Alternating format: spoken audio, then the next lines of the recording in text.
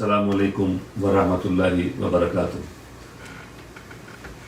अल्हम्दुलिल्लाह, आज माह करीम का 15वां रोज़ा है और 15वें पारे ही के कुछ उन्वानात पे बात करेंगे। अहकाम कुरान, वो आयात जिनमें अल्लाह रब्बुल इज़्ज़त ने हमें किसी न किसी काम के करने का हुक्म दिया या कोई ऐसा काम जिसको अल्लाह रब्बुल इज़्ज़त ने पसंद फरमाया। तो आगाज़ कलाम करते हैं वो काम जिनके करने का अल्लाह ताला ने हुक्म दिया या जिन्हें पसंद फरमाया।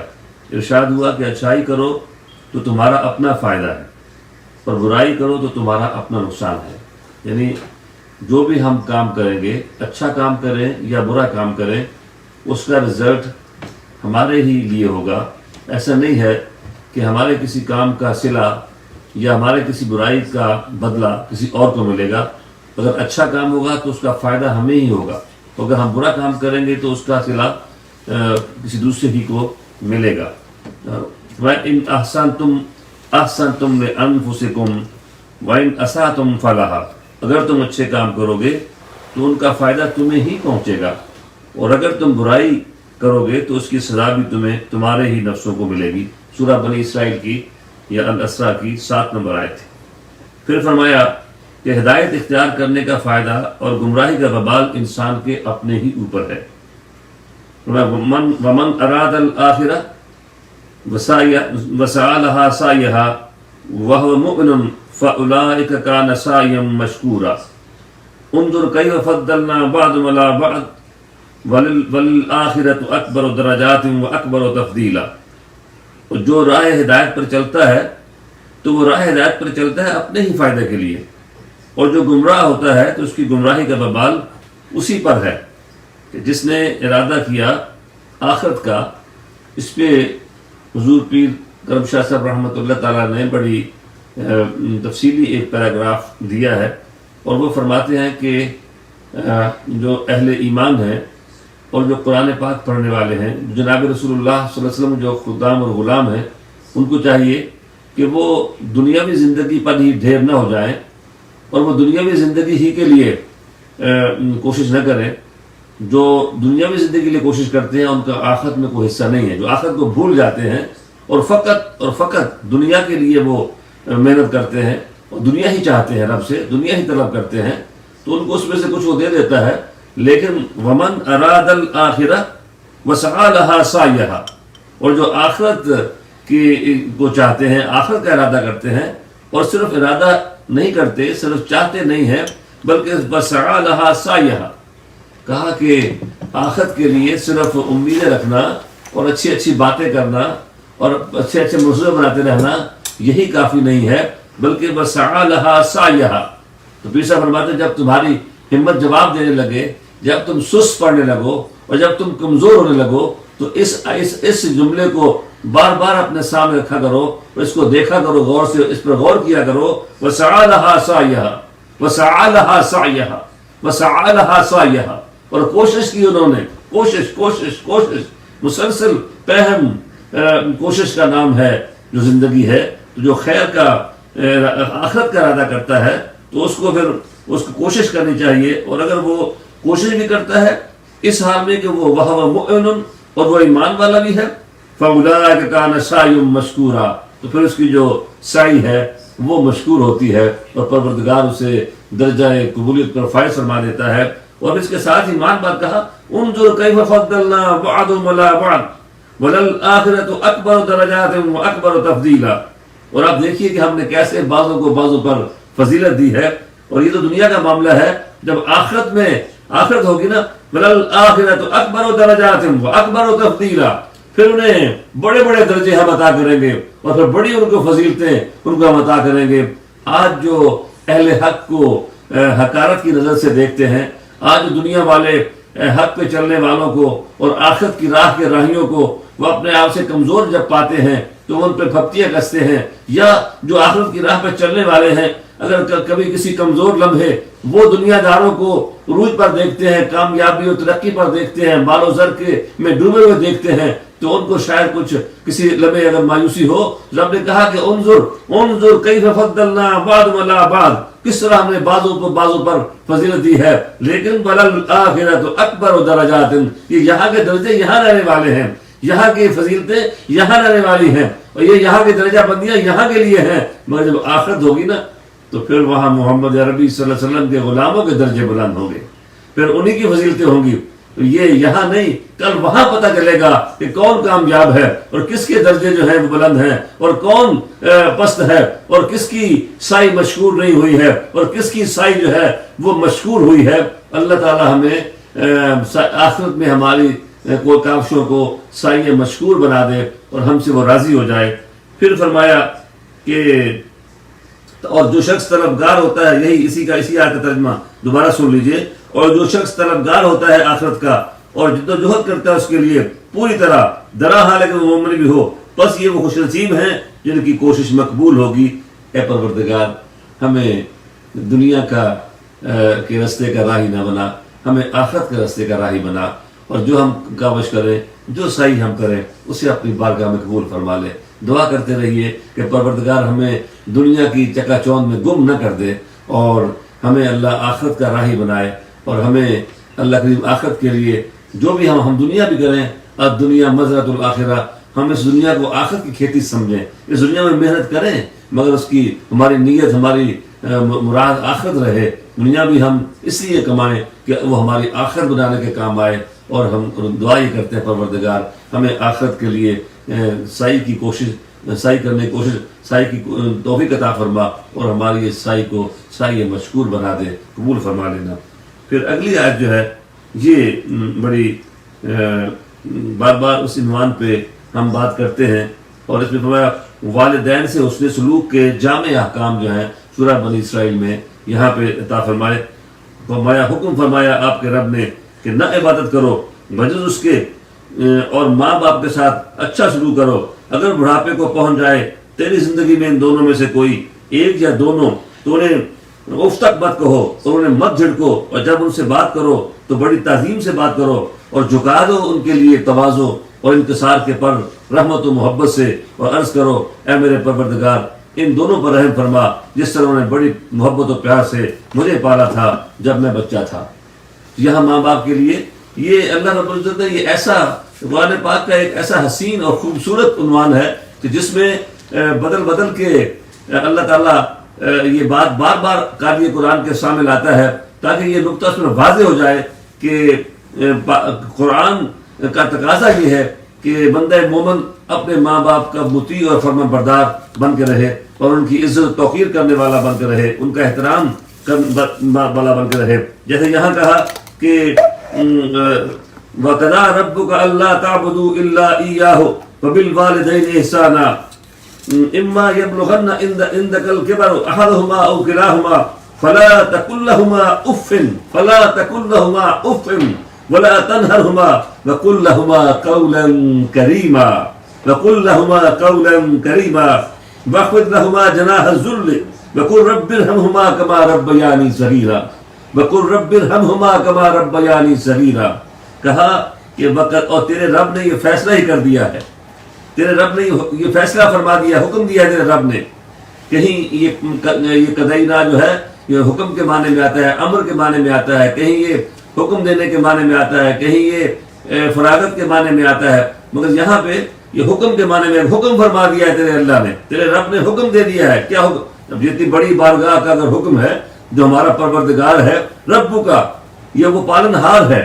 اور پھر کہا کہ ایک ہی دیکھیے کتنی اہمیت ہے ماں باپ کے ساتھ حسن سلوک کی، کہ ایک ہی سینٹنس میں، ایک ہی آیت میں، جس آیت میں اللہ رب العزت نے اپنا حق جتلایا ہے اسی آیت میں اللہ رب المان اس سے متصل ساتھ ہی اللہ رب العزت نے ماں باپ کے ساتھ حسن سلوک جو ہے وہ ہمیں اس کا حکم دیا ہے۔ گویا اس لیے کہ ہمارے وجود کا جو حقیقی سبب ہے ہماری تخلیق کا وہ تو ہمارا مالک ہے، ہم اسی کی مخلوق ہیں، مگر ہمارے اس دنیا میں آنے کا جو ظاہری سبب ہے وہ ہمارے ماں باپ ہیں۔ پھر ہماری جو پرورش ہے اصل تو حقیقی الحمدللہ رب العالمین، اصل ربوبیت تو رب حقیقی اور ربوبیت حقیقی وہ تو اللہ کی ذمہ اللہ فرماتا ہے، لیکن ظاہراً جو ہماری پرورش کرتے ہیں وہ ہمارے ماں باپ ہیں۔ آج ہم جب انسان بڑا ہو جاتا ہے نا تو وہ دیکھتا ہے کہ میرے پاس مال و منال ہے، یہ ہے وہ ہے، اور وہ بوڑھے ماں باپ کو کوئی اہمیت نہیں دیتا ہے۔ وہ اس کو یاد کرنا چاہیے ایک وقت وہ بھی تھا کہ جب ہم اتنے نحیف نزار اور کمزور ہوتے تھے کہ چارپائی پہ پڑے ہوئے، بیڈ پہ پڑے ہوئے ہم اپنے چہرے سے مکھی بھی نہیں اڑا سکتے تھے۔ یہ ہماری ماں ہماری ماں ہماری ماں ہماری ماں اور ہمارے باپ تھے جنہوں نے اس بچپن میں اپنا ٹائم انویسٹ کیا، اپنا وقت ہم پہ ہمیں دیا، اور انہوں نے اپنے وسائل ہم پہ لگائے، اور ہماری پرورش میں دن رات وہ لگے رہے، خود تکلیف میں رہے مگر ہماری راحت کا سامان کیا، خود مشکل میں رہے مگر ہمارے لیے آسانیاں تلاش کرتے رہے، خود وہ بھلے ناکام ہوئے مگر ہمارے لیے وہ آسمان سے تارے بھی توڑ کے لانے کے آرزو مند رہے، اور ہماری کامیابیوں کے لیے وہ دعا گو بھی رہے اور اس کے متمنی اور خواہاں بھی رہے۔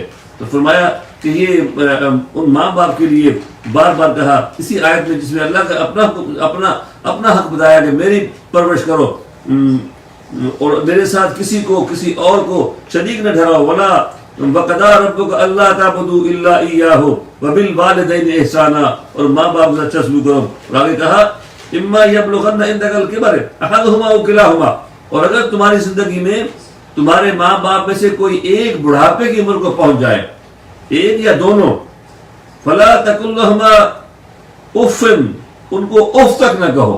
یہ اف کیا ہے؟ جو کہتے ہیں نا just to nod your head. You cannot even nod your head to your parents. آپ ایسے نہیں کہہ سکتے سر کو ہلا کر بھی، ذرا سا اشارے سے بھی کوئی ایسا اشارہ بھی نہیں کر سکتے، کوئی ایسا معنی خیز جملہ اور برا جملہ اور کوئی گالی گلوچ والا جملہ اور کوئی دل دکھانے والی بات کی تو دور کی بات ہے، کوئی بے معنی ایسا لہجہ، ایسی آواز جو ان کو بری لگتی ہو، اف، ایسا بھی آپ انہیں نہیں کہہ سکتے۔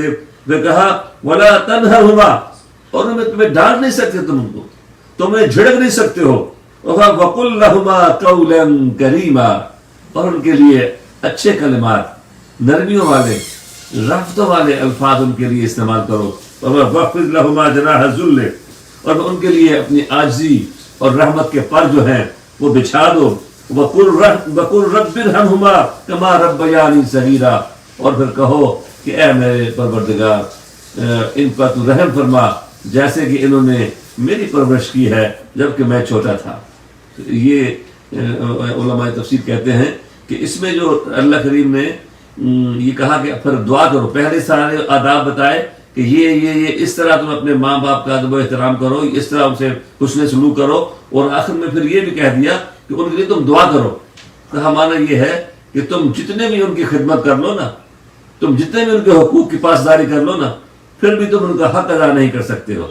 جیسا کہ ایک شخص نے جناب رسول اللہ صلی اللہ علیہ وسلم سے سوال کیا کہ یا رسول اللہ صلی اللہ علیہ وسلم، میں نے اپنی ماں کو اپنے اوپر سوار کر کے کاندھوں پہ بٹھا کے میں نے تپتی ہوئی نوکیلے پتھروں پر چلتے ہوئے اس کو خانہ کعبہ کا طواف کرایا ہے، تو کیا میں نے ان کا حق ادا کر دیا ہے؟ تو جواب عطا ہوا کہ ہاں، تجھے پیدا کرنے میں جو اس نے درد کے جھٹکے سہے تھے، شاید کسی ایک جھٹکے کا حق تو نے ادا کر دیا ہو۔ معنی یہ ہے کہ کچھ ہو جائے، ہم کتنا کچھ بھی کر لیں، ہم اپنے ماں باپ کا حق ادا نہیں کر سکتے۔ ہم ساری زندگی لگے رہیں، پوری زندگی خدمت کریں ان کی، مگر پھر بھی ان کا حق ادا نہیں ہوتا ہے۔ تو پروردگار نے کہا کہ وَقُلْ رَبِّ ارْحَمْهُمَا كَمَا رَبَّيَانِي صَغِيرًا، وَقُلْ رَبِّ ارْحَمْهُمَا رَبَّيَانِي صَغِيرًا، اے تم کہو کہ اے میرے پروردگار وَقُلْ رَبِّ ارْحَمْهُمَا كَمَا رَبَّيَانِي صَغِيرًا، اے پروردگار تو میرے بوڑھے ماں باپ پر، تو میرے ماں باپ پر رحم فرما جس طرح انہوں نے میری پرورش کی تھی جبکہ میں ابھی چھوٹا تھا۔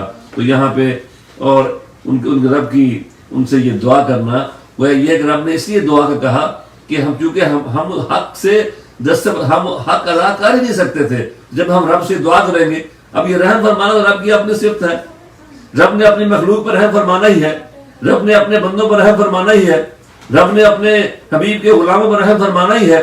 جب اس نے خود ان پہ رحم فرمانا تھا تو ہمیں کیوں کہا کہ تم دعا کرو؟ تو کہا کہ اس لیے کہ جب ہم اپنے پروردگار کی بارگاہ میں اپنے ماں باپ کے لیے دعا کریں گے نا تو ہمارا رب بھی ہم سے راضی ہو جائے گا، اور وہ ہمیں ہمارا جو حق ہے وہ ہم حق ادا کرنے والے بن جائیں گے اور ہمارا حق جو ہے وہ ادا ہو جائے گا۔ جناب رسول اللہ صلی اللہ علیہ وآلہ وسلم نے اس پہ بے شمار آپ کی احادیث ملتی ہیں، جیسے کہ کسی نے پوچھا اپنے ماں باپ کے حقوق کے بارے میں تو آپ نے فرمایا ہما جنتک ونارک، تمہارے ماں باپ بھی تمہاری جنت ہے اور تمہارے ماں باپ ہی تمہارا دوزخ ہے۔ کیا مانی کہ تمہارے ماں باپ ہی تمہاری جنت ہے اور وہی تمہارا دوزخ ہے؟ یعنی اگر تم ان کی خدمت کرو گے، اگر تم ان کی حقوق پورے کرو گے، اگر تم ان کے سامنے عاجزی کے پر بچھائے رہو گے، اگر تم ان سے قول کریم کرو گے، ان کی تعظیم کرو گے، ان کی خدمت کرو گے، تو پھر وہ تمہارے لیے جنت کے حصول کا سبب بن جائیں گے۔ اور اگر تم ان کو ڈانٹو گے، اگر تم ان کی گستاخی کرو گے، اگر تم ان کی بے ادبی کرو گے، تو پھر یہی تمہارے لیے جہنم میں جانے کا ذریعہ بن جائیں گے۔ اسی طرح ایک جگہ آپ نے یہ بھی فرمایا کہ سخط الرب فی سخط الوالد اور ورد الرب فی رضا الوالد، رضا الرب فی رضا الوالد وسخط الرب فی سخط الوالد، کہ اللہ کی رضا تمہارے والد کی رضا میں ہے، اللہ کی رضا تمہارے والد کی رضا میں ہے، اور اللہ کی ناراضگی تمہارے والد کی ناراضگی میں ہے۔ کتنی بڑی بات ہے یہ! ایک لٹمس ٹیسٹ دے دیا گیا، ہمیں سمجھا دیا گیا، اگر ہم جاننا چاہیں کہ ہمارا رب ہم سے راضی ہے یا ناراض ہے تو یہ دیکھ لیا کرو کہ تمہارے باپ کا، اپنے باپ کے چہرے کو دیکھو، اگر تمہیں دیکھتے ہوئے تمہارے والد کے چہرے پہ خوشی کے لہریں ہیں، وہ تم سے راضی ہیں، تو سمجھ جاؤ تمہارا مالک، تمہارا پروردگار تم سے راضی ہے۔ اور اگر والد ناراض ہے تو سمجھ جاؤ تمہارا پروردگار تم سے ناراض ہے۔ اور ایک جگہ پہ رضا الوالدین آیا ہے، دونوں کا ذکر آیا ہے کہ تمہارے رب کی رضا تمہارے والدین کی رضا میں ہے اور تمہارے رب کی ناراضگی تمہارے والدین کی ناراضگی میں ہے۔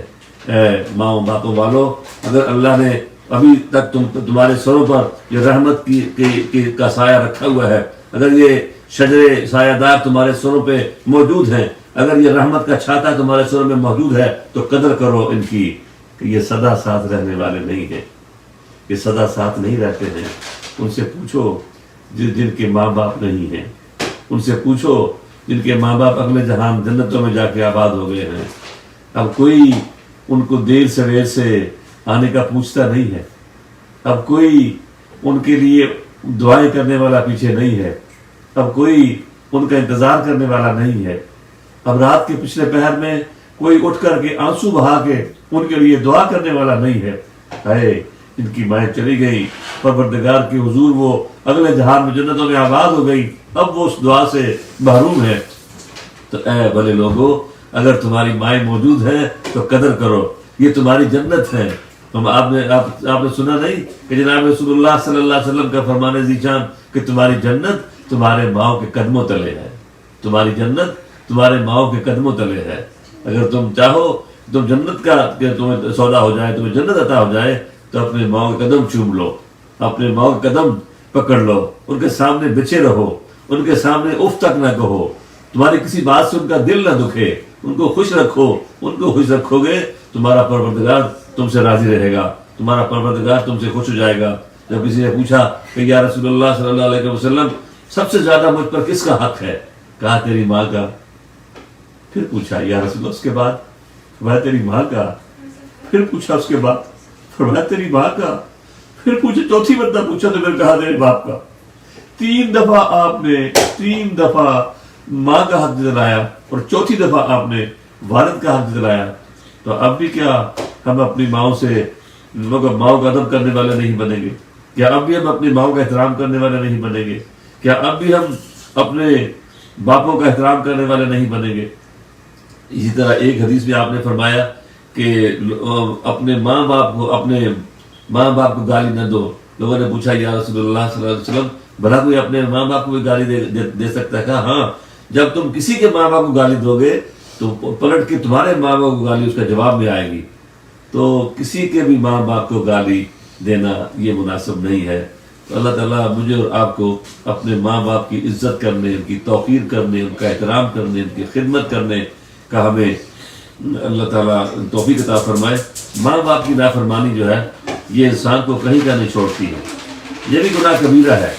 جو گناہ کبیرہ کی جو فہرست بنتی ہے قرآن حکیم کے آیات و احکام کی روشنی میں، اس میں ماں باپ کی جو نافرمانی، شرک کے بعد شرک اور اس کے بعد ماں باپ کی جو نافرمانی ہے، یہ اس کو بھی گناہ کبیرہ میں مفسرین نے اس کو شامل کیا ہے. مگر باقی جو کبیرہ گناہ ہیں ان کا بدلہ، ان کی سزا تو آخرت میں رکھی گئی ہے. مگر انسان کے لیے یہ ایسا ہے، اس کی جو سزا ہے یہ دنیا میں اللہ تعالیٰ دکھا دیتا ہے. یہ دنیا ہی میں پتہ چل جاتا ہے کہ اس کی کیا سزا ہے. اور آپ نے فرمایا کہ تم چاہو کہ تمہارے رزق میں برکت ہو، تمہاری روزی میں برکت ہو، تمہاری عمر میں برکت ہو، تو پھر تم اپنے ماں باپ سے اور رشتہ داروں سے اچھا سلوک کیا کرو، صلہ رحمی کیا کرو. میں نے آپ کا اس پہ تھوڑا وقت لیا. یہ میرا بڑا ٹچی موضوع ہے کہ ماں باپ کے ساتھ آج کا جو معاشرہ ہے، اس میں ویسٹ میں رہتے ہوئے ہمیں پتہ نہیں چلتا. یہاں کا جو کلچر ہے وہ تو جیسے ہی بچے بالغ ہوتے ہیں وہ گھروں کو چھوڑ کے چلے جاتے ہیں. اور پھر پیر کرم شاہ صاحب نے بڑی دل سوزی کے ساتھ لکھا کہ آج جا کے دیکھو کہ مغرب کے معاشرے کا، مغرب کی تہذیب کا کیا حال ہو گیا ہے کہ لوگ، ان کے بچے جو ہیں وہ بڑے ہوتے ہی، بالغ ہوتے ہی اپنے گھروں کو چھوڑ کے نکل دیتے ہیں اور اپنے اپنے گھر بسا لیتے ہیں، اپنے اپنے بوائے فرینڈ گرل فرینڈ سے نکل جاتے ہیں اور شادیاں کرتے ہیں اور اپنے الگ گھر بساتے ہیں. اور بوڑھے ماں باپ جو ہیں وہ پھر اکیلے رہ جاتے ہیں. اور یہ جو فادرز ڈے اور مدرز ڈے جو ہے، یہ اس کمی کو پورا کرنے کے لیے ہے. ہم اس کی چکا چوند میں اس کے پیچھے بھاگ رہے ہیں. اور اپنے ملکوں میں یہ نہیں کہتا کہ یہ منانا نہیں چاہیے، مگر میں اس کی علت بتا رہا ہوں کہ یہ مدرز ڈے اور فادرز ڈے دراصل وہ جو کمی ہے، جو خلا پیدا ہو رہا تھا کہ بچے تو اپنے اپنے گھروں میں آباد ہو گئے تھے اور ماں باپ اکیلے رہ گئے تھے. Then they thought that we must pay visit to our parents.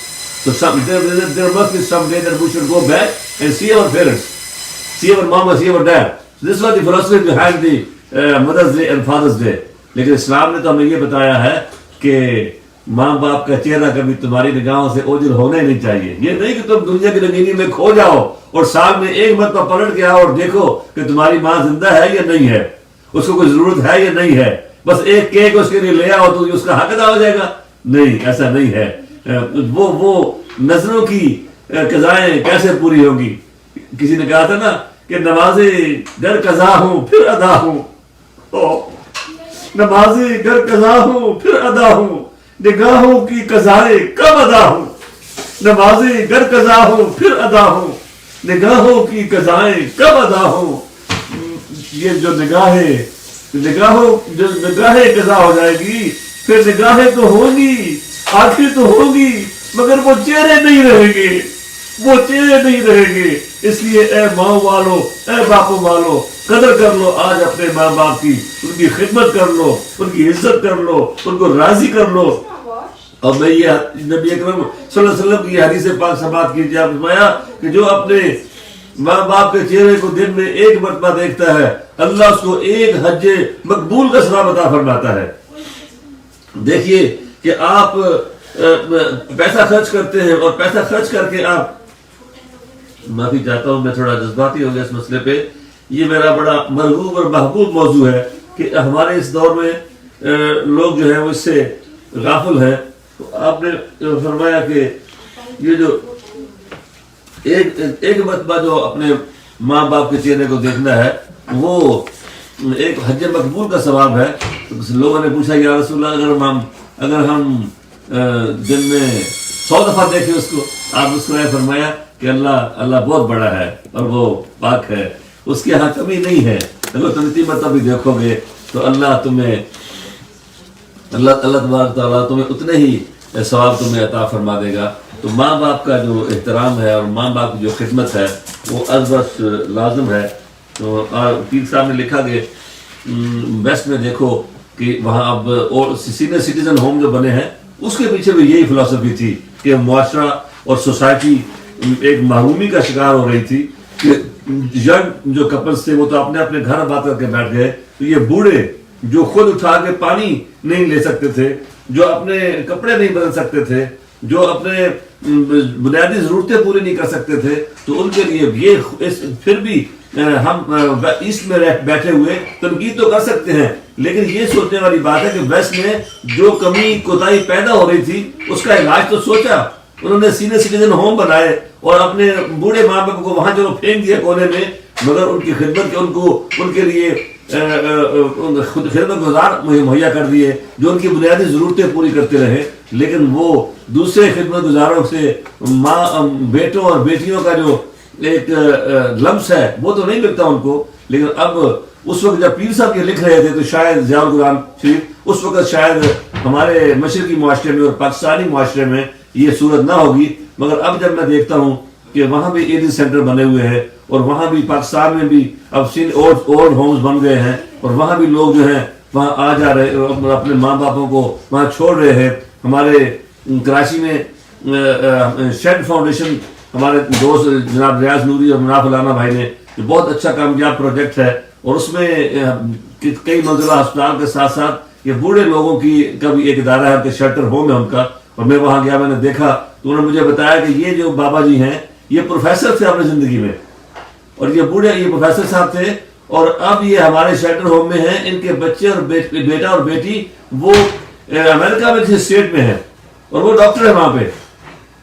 اور ان کا جو باپ پروفیسر ہے جس نے اپنی ساری زندگی بچوں کو پڑھا کے پیسے کمائے اور اپنی اولاد کو اس قابل کیا کہ وہ ڈاکٹر بن گئے اور وہ اب امریکہ میں کسی بڑی اسٹیٹ میں وہ رہ رہے ہیں. تو ان کا جو باپ ہے وہ شیلٹر ہوم میں پڑا ہوا ہے. تو اب پاکستان کی بھی جب ایسی خبریں ہم دیکھتے ہیں تو افسوس ہوتا ہے. اسی طرح اور بھی کئی خواتین کے ہم جانتے ہیں. تو اللہ تعالیٰ ان اداروں کو برکتیں دے. شیڈ فاؤنڈیشن جیسے جو ہمارے ادارے کام کر رہے ہیں کہ وہ اپنے ایسے محروم طبقات کی مدد میں لگے ہوئے ہیں، لیکن وہاں ہماری ایک ذہنی اور نفسیاتی جو کیفیت ہے اس کو بلند کرنے کی ضرورت ہے. ہمیں اپنے لوگوں کی تربیت اخلاقی کرنے کی ضرورت ہے کہ ویسٹ کے پیچھے چکا چوند کے ہر شاید اس طرح نہ لے جاؤ. میں بڑا حیران ہوا، میں بس اپنی بات ختم کروں گا، بے ربط ہو جاؤں گا.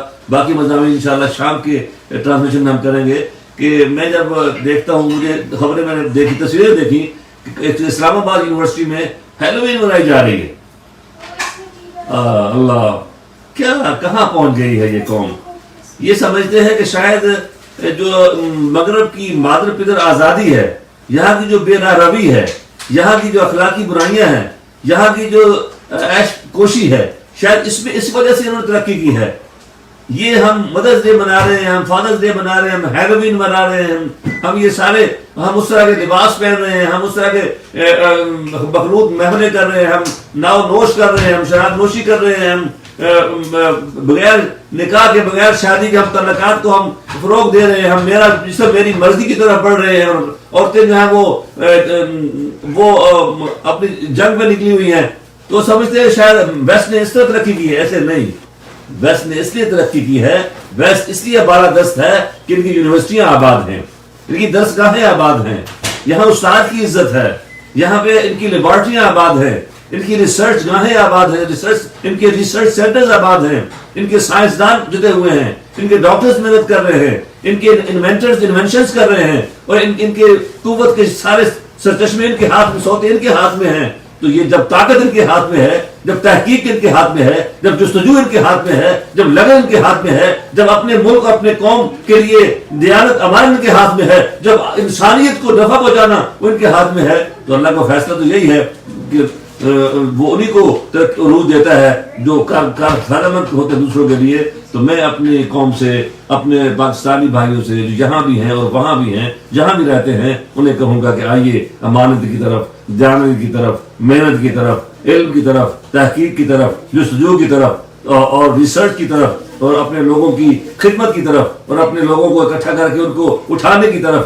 اور جتنے باقی راستے ہیں یہ بیداروی کے، ان کو چھوڑ دیجئے. یہ اس طرح ترقی نہیں کی ہے. تو ماں باپ کی خدمت کیجئے کہ نوبت ہی نہ آئے کسی ماں اور کسی باپ کو شیلٹر ہوم میں جانے کی اور سینئر سٹیزن ہوم میں جانے کی. پھر مزہ ہے. پھر ہم اگر ہنستے ہیں، طنز کریں ویسٹ کے سینئر سٹیزن ہوم پہ، تو پھر آپ کو حق بنے گا کہ اگر آپ کے معاشرے میں، آپ کے محلے میں کوئی ایک بھی بوڑھا ایسا نہ ہو کہ جس کو اس طرح بے بسی کے عالم میں کسی شیلٹر ہوم میں پناہ لینی پڑے. اللہ تعالیٰ مجھے اور آپ کو عمل کی توفیق عطا فرمائے.